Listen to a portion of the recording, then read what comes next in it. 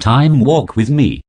Hey everybody, welcome back to Time Walk with me. Today we're taking a look at this deck right here. This is Go-Shintai of Life's Origin. And so some of the cards in this deck will be obvious, and we'll get through them first. Alright, so we got Sanctum of All, of course. This card is a legendary enchantment. It is a shrine. I will tell you I have all the shrines in here, so you're about to see them. Starting with this one. So it costs Wooburg, one of every color. At the beginning of your upkeep, you may search your library and or graveyard for a shrine card and put that onto the battlefield. If you search your library in this way, shuffle it. If an ability of another shrine you control triggers while you control 6 or more shrines, that ability triggers an additional time. So 6 turns after you cast this, your shrines are going to start triggering twice. Or sooner, because, of course, when there are so many shrines, and they're all in your deck, you're going to probably draw them. Here we have Sanctum of Stone Fangs. This one, at the beginning of your pre-combat main phase, each opponent loses X life, and you gain X life, where X is the number of shrines you control. Here is Go-Shintai of Hidden Cruelty. It is a 2/2 Death Touch legendary enchantment creature. It's also a shrine. At the beginning of your end step, you may pay 1. When you do, destroy target creature with toughness X or less, where X is the number of shrines you control. So the more shrines you have, the bigger of a creature you can kill. Here we have Honden of Night's Reach.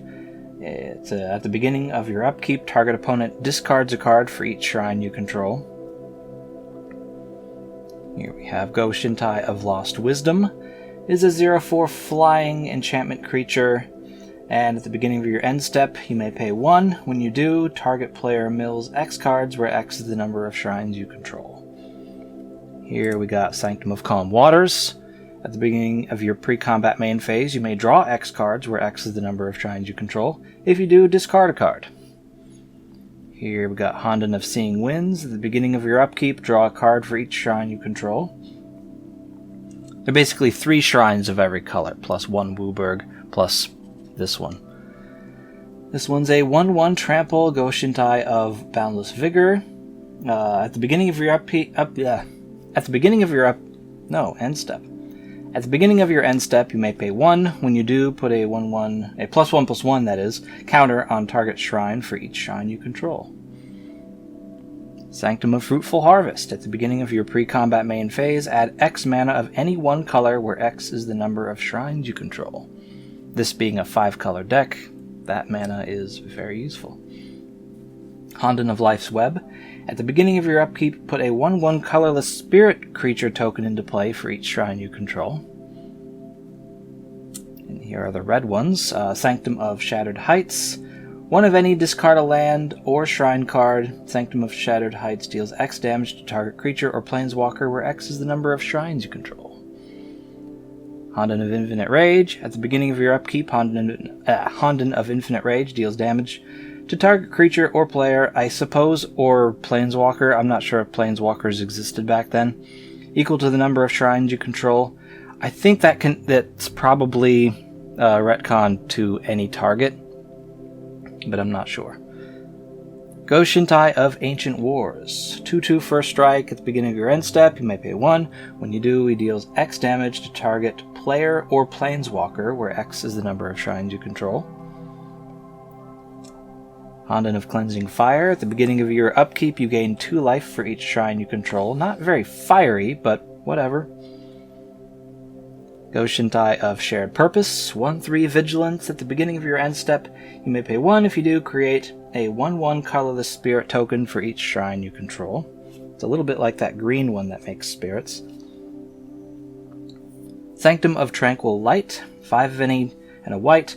Tap target creature. This ability costs 1 less to activate for each shrine you control. So once you have enough shrines out, it'll only cost 1 white, because this ability doesn't affect the colored mana, only the colorless, or only the generic mana.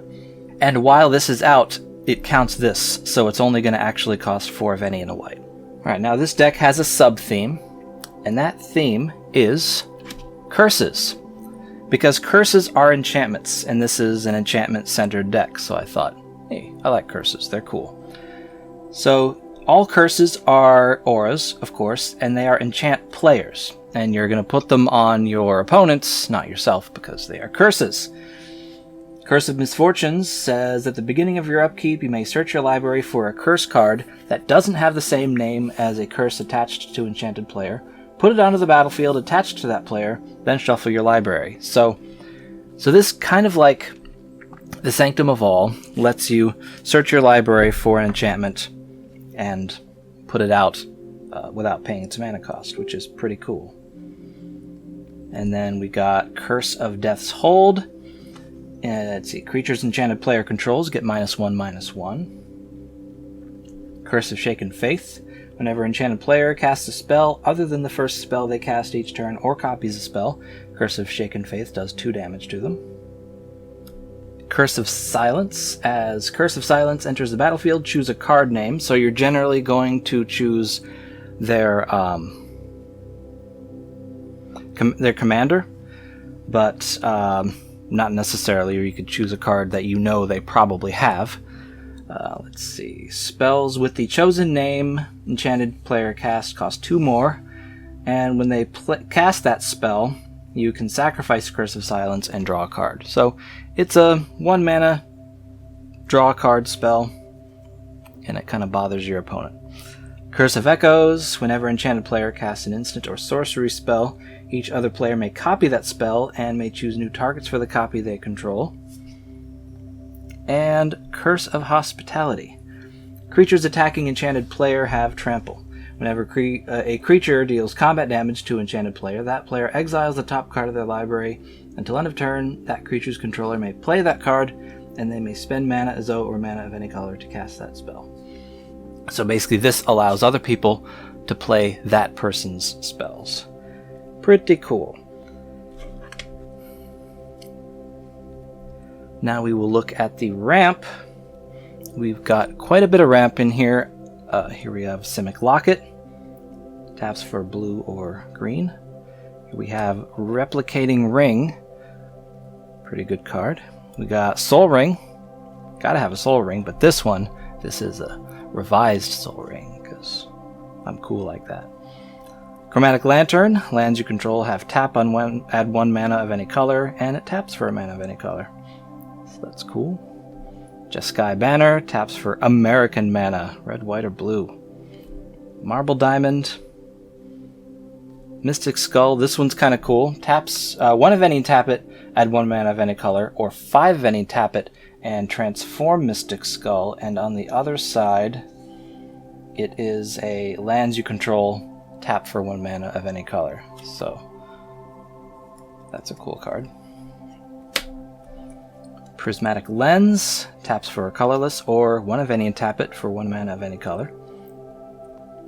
Prophetic Prism. When it enters the battlefield, draw a card, 1 of any, tap it, 1 mana of any color.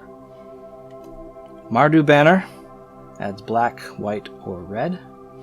This is a case of Rule 0. I would, if I play this deck, I'd have to make sure everyone's okay with me using unglued, whatever, with cards. But this one really isn't that crazy. Yeah, it's a 0 mana artifact that taps for mana, but it might just hurt you if you roll the wrong number. So, just a fun card. Not the end of the world if they say no. Orzhov Locket. Taps for a black or white. And Sultai Banner. Taps for a blue, green, or black. Okay, now we'll look at the miscellaneous cards in here. We got Weaver of Harmony. Other enchantment creatures you control get +1/+1. So this helps with your Go-Shintai of Life's Origin dudes. Oh yeah, and I never described what Go-Shintai of Life's Origin does, so I'll do that now. It is a 3/4 legendary enchantment creature, and it's a shrine. 1 mana of every color, and tap it, return target enchantment card from your graveyard to the battlefield. And whenever Go-Shintai of Life's Origin or another non-token shrine enters the battlefield under your control, create a 1/1 colorless shrine enchantment creature token. So those will count toward your shrines. We got Vigilant Martyr. 1/1.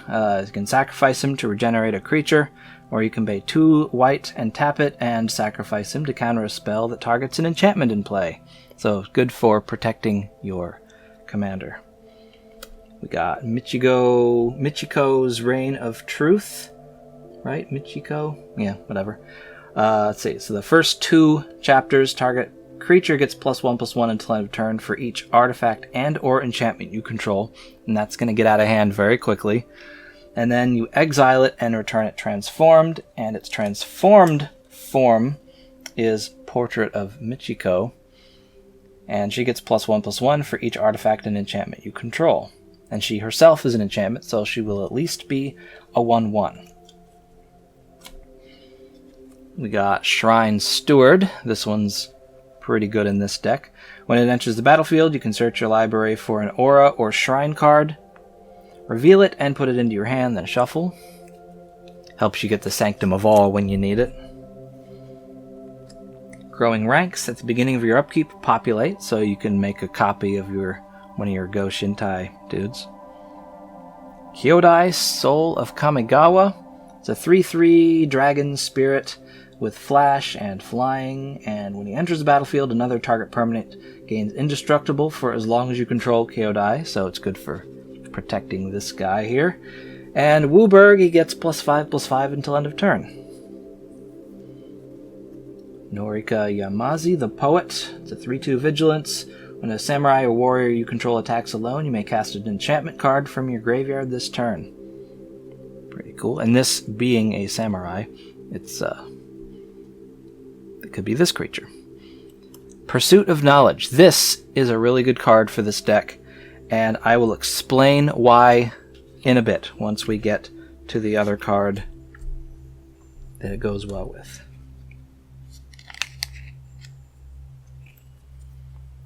And we got Colossal Sky Turtle. It is an enchantment creature that is a turtle. 6/5 flying with ward, and you can channel it in 2 different ways. So it's good as a creature, but it's also good as a spell. And its first one is 2 of any green, discard the turtle, return target card from your graveyard to your hand. So that's like a regrowth.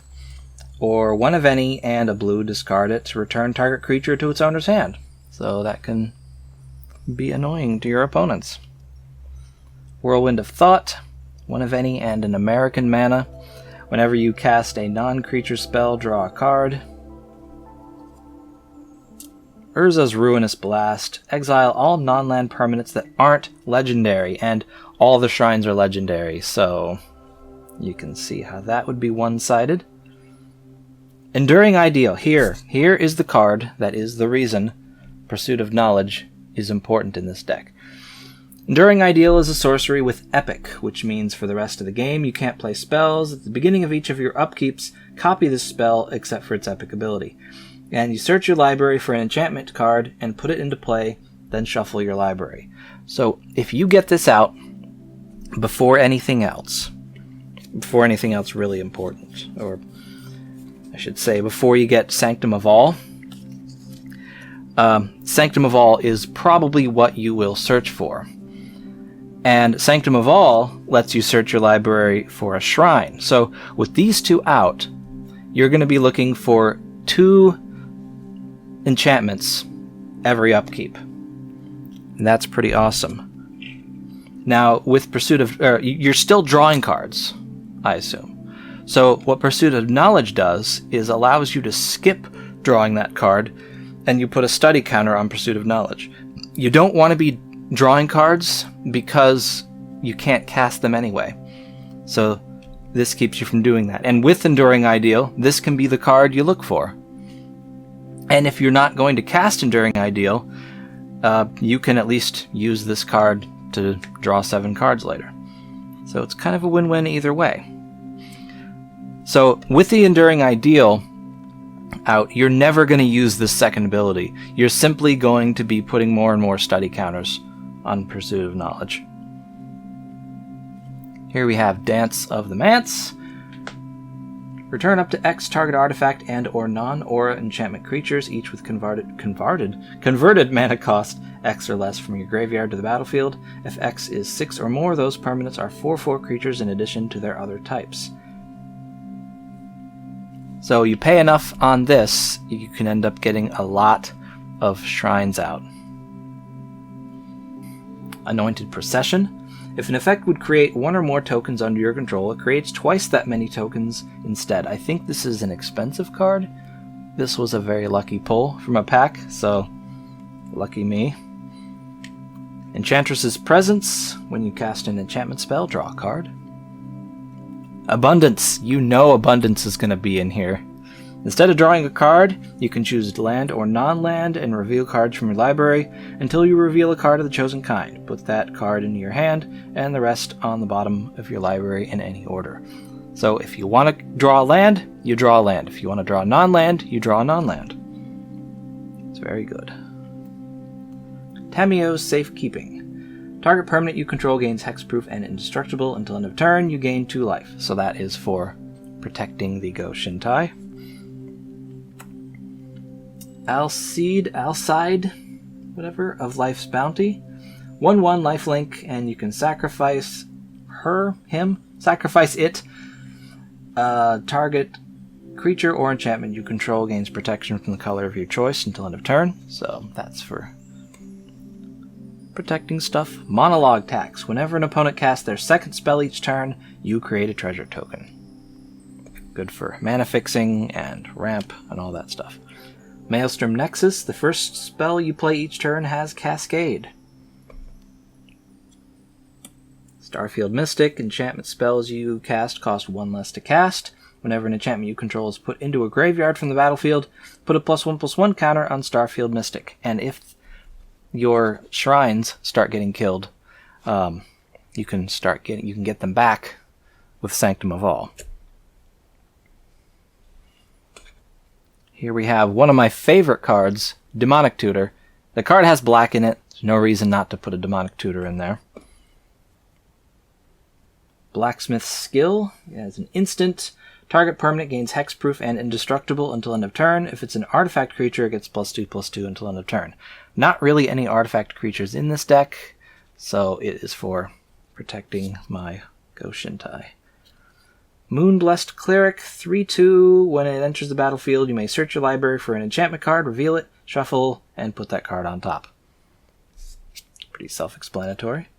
Intangible Virtue. Creature tokens you control get +1/+1 and have Vigilance. So that helps your little shrine tokens and your spirits. Okay, so that's all that. Now we're going to take a look at the lands.